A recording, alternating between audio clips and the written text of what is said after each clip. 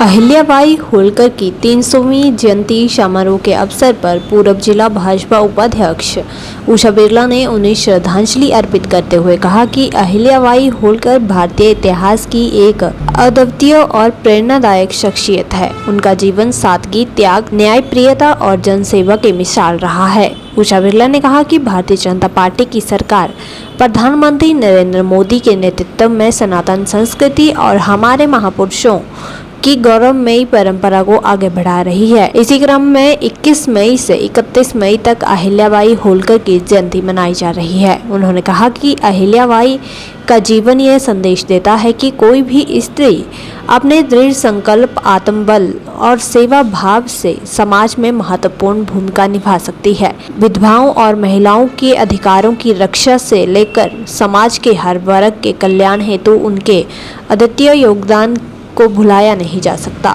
उषा बिरला ने कहा कि आज उनकी जयंती पर हम यह संकल्प लेना चाहिए कि उनके जीवन मूल्यों को आत्मसात कर समाज की सेवा करें। वे एक शासक नहीं बल्कि भारत की नैतिक और सांस्कृतिक चेतना की प्रतीक हैं।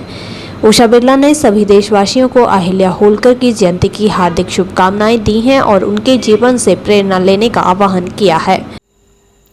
जीवन में सादगी पर सोच थी महान। जीवन में सादगी पर सोच थी महान। हर स्त्री के लिए अहिल्याबाई होलकर बनी प्रेरणा की पहचान। सभी को नमस्कार।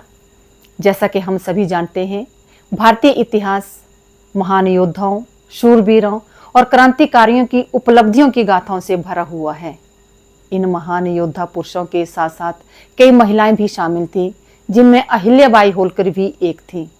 अहिल्याबाई होलकर 18वीं शताब्दी की एक प्रेरणादायक महिला थी, जिन्हें सादगी और न्याय की देवी के रूप में जाना जाता है।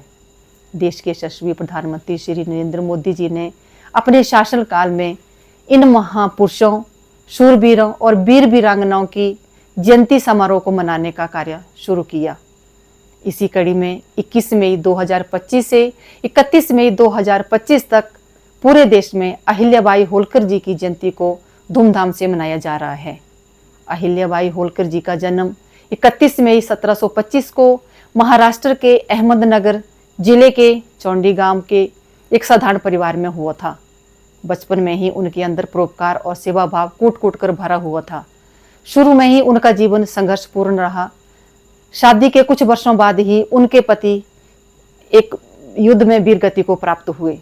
कुछ वर्षों बाद उनके ससुर और पुत्र की भी मृत्यु हो गई, लेकिन इस दुखद घड़ी में भी उन्होंने हिम्मत नहीं हारी और अपनी निष्ठा के साथ अपने राज्य की बागडोर संभाली। उन्होंने पूरे देश में मंदिरों, कुओं, सराओं और धर्मशालाओं का निर्माण करवाया। इसके अलावा उन्होंने विश्वनाथ मंदिर, गया, सोमनाथ मंदिर और रामेश्वरम मंदिर का जीर्णोद्धार करवाया। उन्होंने महिलाओं को सशक्त करने के लिए कई कदम उठाए।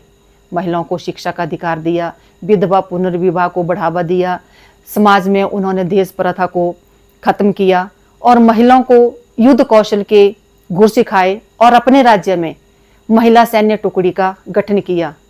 ऐसी महान विभूति को की जयंती पर मैं उन्हें कोटि कोटि नमन करती हूँ।